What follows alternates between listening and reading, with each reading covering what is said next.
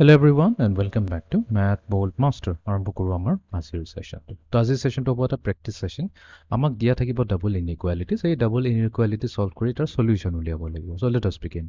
তো ইয়াতে ফাৰ্স্ট কুৱেশ্যনটো দিছে solve for x. তো আমাক এটা ডাবল ইনইকুৱালিটি দিয়া আছে আৰু আমাক দিছে ইয়াতে x ৰ ভ্যালু কি হ'ব পাৰে। ওকে।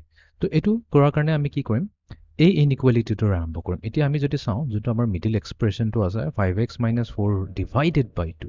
তো আমি কি কৰিম এই যোনটো ডিনমিনেটৰটো আছে এইটো গুচাবলৈ চেষ্টা কৰিম। তো তাৰ কাৰণে আমি কি কৰিম থ্ৰু আউট গোটেইকেইটাৰ লগতে আমি 2ৰে মাল্টিপ্লাই কৰিম। তাৰমানে কি কৰিম 2ৰ লগত আমি 0ক মাল্টিপ্লাই কৰিম। এইফালে থাকিব less than or equals to 5x - 4 by 2। এইটোতো অলৰেডি দিয়া আছে।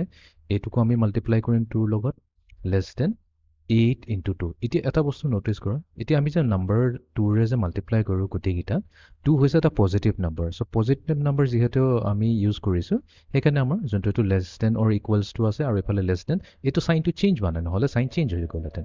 চ' 2 টাইমছ 0 কিমান হৈ গ'ল 0 less than or equals to এতিয়া এইটো আৰু এইটো গুচি গ'ল তো থাকিলে আমাৰ 5x - 4 লেছ দেন 8 into 2 হৈ গ'ল আমাৰ 16। অ'কে এতিয়া আমি কি কৰিম এই 5x - 4ৰ পৰা এই -4টো গুচাবলৈ চেষ্টা কৰিম। তো তাৰ কাৰণে আমি কি কৰিম থ্ৰু আউট +4 কৰি দিম। এতিয়া এডিশ্যন ছাবট্ৰেকশ্যনতো কোনো প্ৰব্লেম নাই আমাৰ এই চিম্বল চেঞ্জ নহয়। তো এইফালে হৈ গ'ল আমাৰ 5x - 4 +4 গোটেইকেইটাৰ লগতে আমি এড কৰি আছোঁ +4 আৰু এইফালে হ'ব 16 + 4। চ' 0 + 4 দিব আমাক 4 less than or equals to এতিয়া -4 and +4 গুচি গ'ল থাকিলে আমাৰ এইফালে 5x লেছ দেন 16 + 4 হৈ গ'ল আমাৰ 20। এণ্ড ফাইনেলি আমি কি কৰিম ইয়াতে 5x আছে তো গোটেইকেইটাতে আমি 5ৰে ডিভাইড কৰি দিম গোটেইকেইটাকে আৰু একো প্ৰব্লেম নহয় এগেইন 5 আমাৰ হৈছে পজিটিভ নম্বৰ। চ' আমাৰ আছে ইয়াতে 4/5 less than or equals to এই 5 and এই 5 ফেক্টৰ আউট হৈ গ'ল থাকিল only x less than 20 divided by 5 মানে হৈছে 4। অ'কে তো এতিয়া যদি আমি মেটচ কৰোঁ কাৰ লগত চিৰ লগত মেটচ হৈছে 4/5 less than or equals to x less than 4।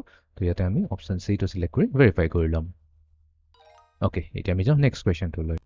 তো ইয়াক কৈছে আমাক solve for x। তো এতিয়া আমি এটা কাম কৰোঁ ইয়াতে ইচ এক্সপ্ৰেছনৰ নিজৰ নিজৰ ডিনমিনেটৰ আছে যেনেকৈ লেফ্ট হেণ্ড চাইডে ইয়াতে আছে ডিনমিনেটৰ 3 ৰাইট হেণ্ড চাইডে দুটা এক্সপ্ৰেছন আছে এটাৰ 4 হৈছে এটাৰ 5। তো আমি এটা কাম কৰোঁ তিনিওটাৰে যদি আমি এলচিএম ওলাই লওঁ তো এলচিএম হ'ব 3 into 4 into 5। তো এইটো হৈ যাব আমাৰ 60 হৈ গ'ল আমাৰ এলচিএম। তো এইটোৱে আমাৰ হিণ্ট হৈ গৈছে তো আমি কি কৰিম গোটেই এক্সপ্ৰেছনটো বোথ ছাইডছ পজিটিভ 60ৰে মাল্টিপ্লাই কৰিম। তাৰমানে আমি লেফ্ট হেণ্ড ছাইডক 60ৰে মাল্টিপ্লাই কৰিম। তো ইচ টাৰ্ম এইটোকো আমি 60ৰে মাল্টিপ্লাই কৰিম আৰু এইটোকো আমি 60ৰে মাল্টিপ্লাই কৰিম। তো এতিয়া 60ৰে কেলে মাল্টিপ্লাই কৰিছোঁ ছাচ ডেট এই ডিনমিনেটৰ যেন গুচি যায় 3 * 1 = 3 3 * 2 = 6। তো তাৰমানে আমাৰ কি থাকিলে এইফালে 20 multiplied to 2x - 1 ঠিক আছে greater than or equals to এইটো যেনেকুৱা আছে তেনেকৈ থাকিব বিকজ আমি 60 এটা পজিটিভ নম্বৰে মাল্টিপ্লাই কৰিছোঁ। এতিয়া যে 4 × 1 আৰু 4 15 60 হৈ গ'ল। তো তাৰমানে 15 মাল্টিপ্লাই হ'ব 3x - 2 লগত চ' 15 into 3x - 2 মাইনাছ এইফালে আছে 5 times 12 যায় 60। তো এইটো হ'ব 12 multiplied to 2 minus x। তো এতিয়া আমি কাম কৰোঁ এইটো এতিয়া আমি চিম্প্লিফাই কৰোঁ। চ' 20ক 2x - 1ৰে মাল্টিপ্লাই কৰিলে আমি কিমান 40x minus 20 greater than or equals to 15 into 3x হৈ যাব আমাৰ 45x মাইনাছ 15 into 2 হৈ যাব আমাৰ 30 মাইনাছ 12 into 2 হৈ যাব আমাৰ 24 মাইনাছ 12 মাইনাছ x হৈ যাব আমাৰ প্লাছ 12x হৈ গ'ল। অ'কে তো এতিয়া আছে আমাৰ 40x minus 20 greater than or equals to so 45 plus 12 হৈ যাব 45 55 56 57x minus এইফালে 30 minus 30 minus 24 হৈ যাব minus 54। অ'কে তো 40x minus তো আমি এটা কাম কৰোঁ 40xক এইফালে এতিয়া আমি এটা কাম কৰিব পাৰোঁ এই গোটেই সাইডটোক আমি ফ্লিপ কৰি দিওঁ তাৰমানে 57x minus 54 এই গোটেইটোক আমি লেফ্ট হেণ্ড সাইডলৈ লৈ আহোঁ। তো আমাৰ কি হ'ব এই সাইনটো ফ্লিপ হৈ যাব less than or equals to হৈ যাব 40x minus 20 কৰিব পাৰি।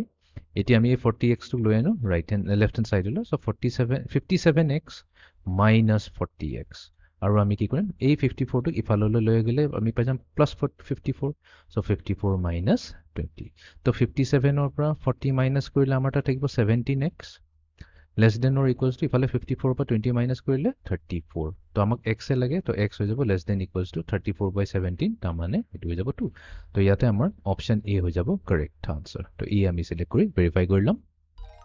ওকে এতিয়া আমি যাওঁ নেক্সট কুৱেশ্যনটো ওকে তো আমাক দিছে 2x minus x minus 1 by 3 greater than or equals to x plus 2 by 2 plus 1 তো এবাৰ আমি এটা কাম কৰোঁ এলচিএম এবাৰ নলওঁ এবাৰ আমি কি কৰিম কম্বাইন কৰি দিওঁ এই দুটা এক্সপ্ৰেশ্যনত তো এইটো হ'ব আমাৰ এইফালে 3 থাকিব আমাৰ কমন ডিনমিনেটৰ তো এইফালে হৈ যাব আমাৰ 6x মাইনাছ কিন্তু x minus 1 লগত মাল্টিপ্লাই আছে তো এইটো হৈ যাব minus x plus 1 very careful greater than or equals to এইফালেও কম্বাইন কৰি দিওঁ 2 হৈ গ'ল x plus 2 plus 2 হৈ গ'ল তো এইফালে 6x minus x হৈ গ'ল আমাৰ 5x এইফালে আছে plus 1 divided by 3 greater than or equals to এইফালে হৈ গ'ল আমাৰ x plus 4 whole divided by 2 এতিয়া আমি ইউজ কৰিম 3 and 2 এলচিএম তো 3 আৰু 2 এলচিএম হয় 6 তো তাৰমানে আমি কি কৰিম এই গোটেই এক্সপ্ৰেশ্যনটোক 6 এৰে মাল্টিপ্লাই কৰি দিম লেফ্ট চাইডে আৰু ৰাইট চাইডেও আমি 6 এৰে মাল্টিপ্লাই কৰি দিম আৰু আমাৰ কোনো চাইন চেঞ্জ নহয় চ' 3 1 যা 3 3 2 যা 6 তো এইফালে থাকিব 2 multiplied to